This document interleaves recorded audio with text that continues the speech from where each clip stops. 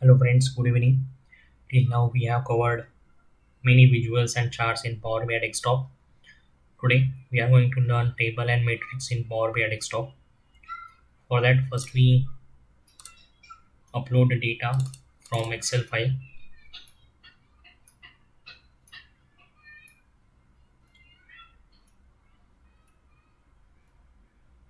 Generally it is taking few seconds to upload data. We have to select the sheet. Sheet name is data. It's a clean data, so we can directly click on that load button.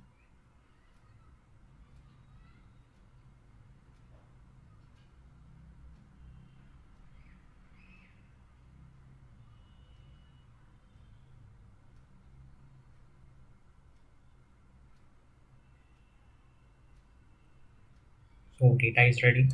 You can find all the columns here on the right hand side.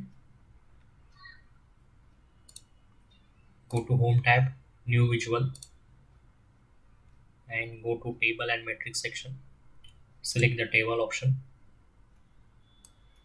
Here you can find the table. So it's a one dimensional table.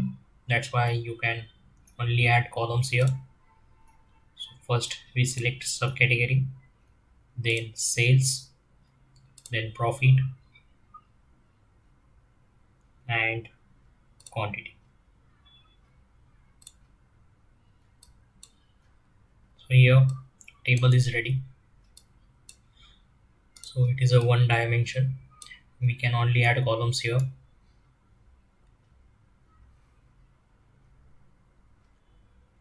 Select the next page. Click on this plus sign. Now we can see difference between table and matrix. So for that, again I have selected table option.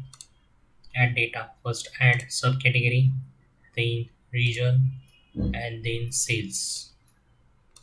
So here you can find different amount of sales for different region, but for the same subcategory. Appliances, same for all subcategory. So this is the disadvantages of one dimensional table. Now we see matrix option.